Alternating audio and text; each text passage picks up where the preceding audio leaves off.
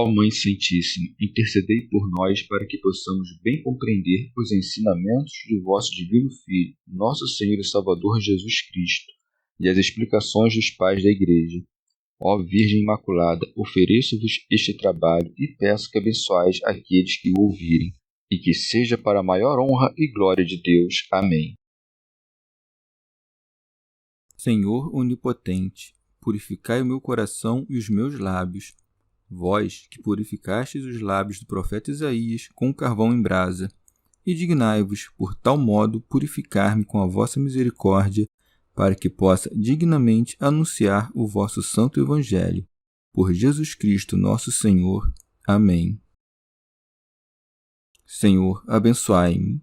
Que o Senhor resida no meu coração e nos meus lábios, para que anuncie digna e convenientemente o seu Evangelho. Amém. Evangelho de Nosso Senhor Jesus Cristo, segundo São Marcos. Pregação de João Batista e batismo de Jesus.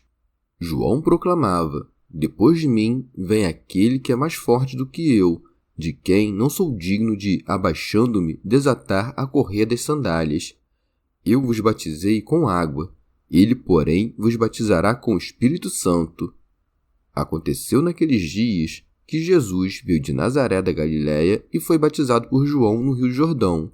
E logo ao subir da água, ele viu os céus se rasgando e o Espírito, como uma pomba, descer até ele, e uma voz veio dos céus: Tu és o meu Filho amado, em ti me comprazo. Comentários dos Pais da Igreja. Glosa de São Tomás de Aquino. João proclamava: depois de mim vem aquele que é mais forte do que eu. Dizia isto para afastar a opinião da turba, que acreditava ser ele o Cristo. Prenuncia que o Cristo é mais forte, pois perdoaria os pecados, coisa que ele mesmo não podia fazer. Pseudo Jerônimo. Quem é também mais forte na graça pela qual são lavados os pecados e que João anuncia? É seguramente aquele que perdoa os pecados 70 vezes 7. A graça é certamente anterior, mas perdoa os pecados uma só vez pelo batismo. Já a misericórdia, em relação aos miseráveis, desde Adão até Cristo, chega a 77 gerações e 144 mil pessoas. Pseudo Crisóstomo. E para que não se pensasse que dizia isso para se comparar a Cristo, acrescentou: de quem não sou digno de, abaixando-me, desatar a correia das sandálias. Não é, no entanto, a mesma coisa dizer desatar a correia das sandálias, como diz Marcos, e levar as sandálias, como diz Mateus. E prosseguindo a ordem da narrativa, os evangelistas, não ocultando nada, afirmam que João disse ambas as coisas com sentidos diferentes. Os que escreveram acerca disso explicaram cada sentido de modo diverso. Chamam, pois, de correia o cordão das sandálias. João, portanto, disse isso para exaltar a excelência do poder de Cristo e a grandeza da divindade, como se dissesse: não sou útil nem mesmo para ser contado na categoria de servente. É por isso algo grande prestar atenção como que prostrando-se abaixo aquilo que pertence ao corpo de Cristo e ver de baixo a imagem das coisas celestes e desatar explicando cada uma das coisas inexplicáveis que dizem respeito ao mistério da encarnação. Pseudo Jerônimo. A sandália, com efeito, fica na extremidade do corpo, ao final, pois, e para cumprir a justiça, o Salvador encarnou-se. Por isso é dito pelo profeta: pousarei o meu calçado sobre Edom. São Gregório Magno. As sandálias também se fazem de animais mortos. Vindo, pois, encarnado o Senhor, apareceu como que calçado, assumindo em sua divindade a carcaça de nossa corrupção. Ou de outro modo, foi costume entre os antigos que, se alguém não quisesse aceitar a esposa que lhe fosse devida, aquele a quem ela coubesse em sorte por direito de parentesco desataria o calçado deste homem. Convenientemente, pois, João se declara indigno de desatar a correia de seus sapatos. como se dissesse abertamente: não tenho forças para desnudar as plantas do pé do Redentor, porque não faço uso do nome de noivo, que não mereço. Teofilacto Diócrida. Este trecho compreende-se também assim: todos os que vinham e eram batizados por João eram, pela penitência, soltos do laço dos pecados, ao crerem em Cristo. Portanto, João assim desatava a correia de todos os outros, isto é, os grilhões dos pecados, mas não teve forças para desatar a correia de Jesus, pois nele não encontrou pecado. São Beda. Assim, pois, João ainda não anuncia o Senhor como Senhor ou Filho de Deus, mas apenas como homem mais forte que ele. Com efeito, os ouvintes simplórios ainda não compreendiam tão grande mistério, a saber, que o Filho do Deus eterno, tendo assumido um homem de uma virgem, novamente tivesse nascido no mundo, mas deveriam ser paulatinamente introduzidos, pelo reconhecimento da humildade glorificada na fé da eternidade divina. No entanto, João declarou-lhes ocultamente que ele era o Deus verdadeiro, acrescentando: eu vos batizei com água, ele, porém, vos batizará com o Espírito Santo.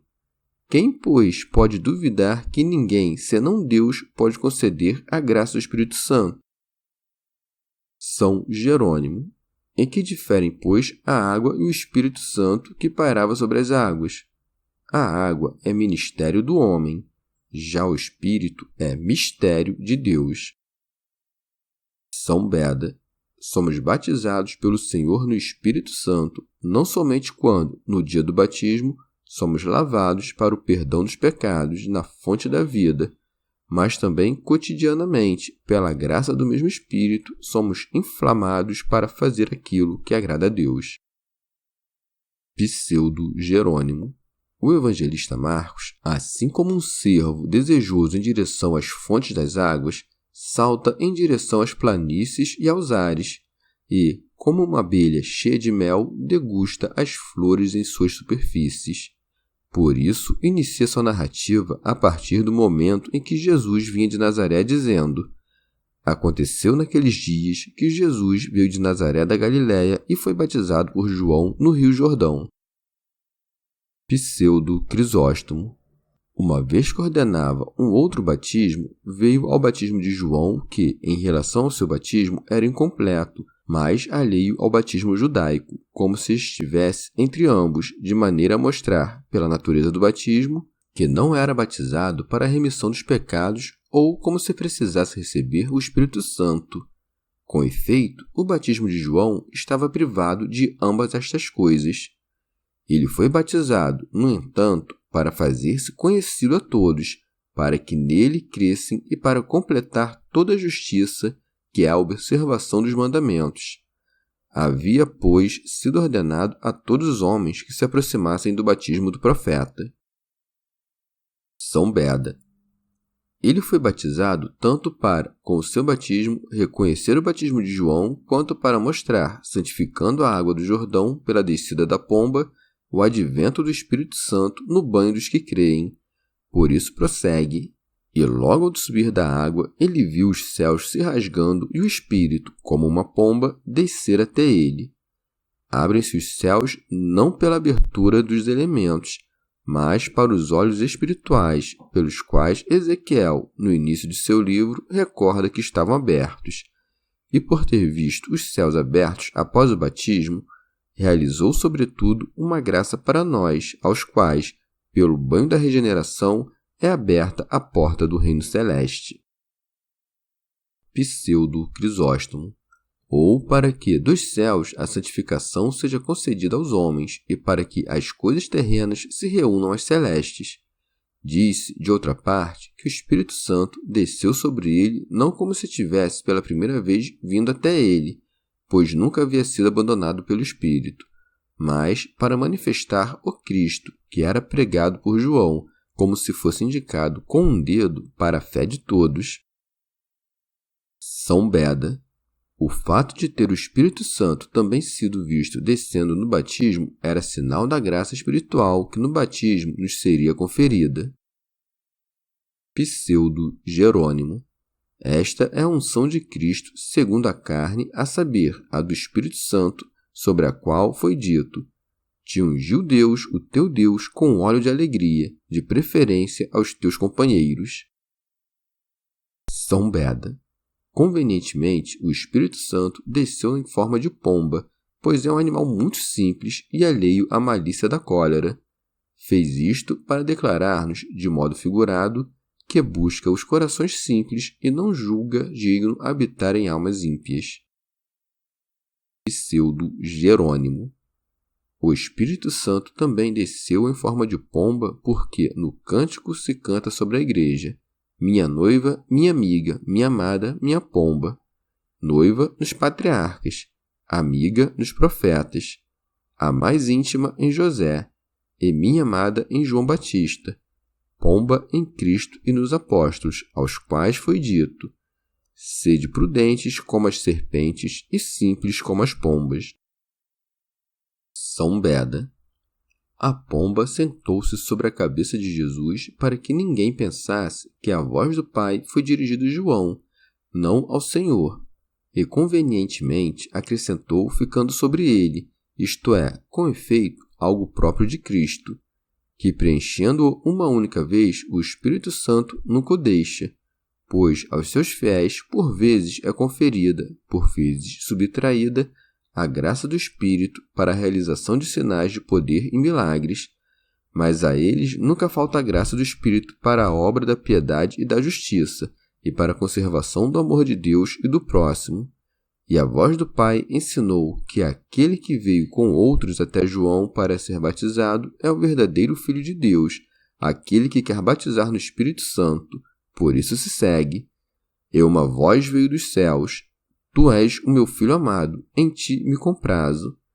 Não que falasse para informar o Filho de algo que o Filho mesmo não soubesse, mas o fez para nos evidenciar aquilo em que devemos acreditar. Santo Agostinho.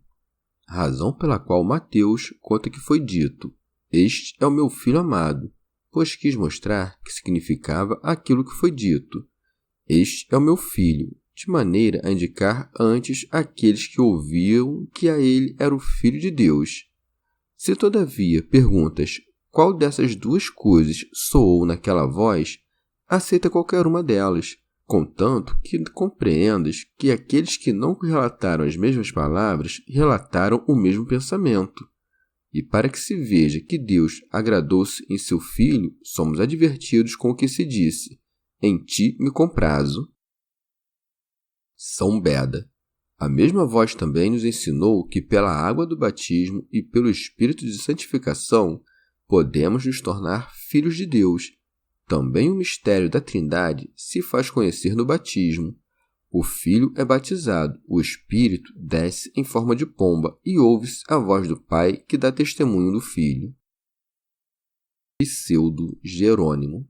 Em sentido moral, também nós, arrastados da inconstância do mundo pelo odor e pela pureza das flores, corremos com os jovens atrás do noivo, e pelo sacramento do batismo somos lavados, pela graça do perdão, com as duas fontes do amor de Deus e do próximo, e, elevando-nos pela esperança, contemplamos os segredos celestes com os olhos de um coração inocente.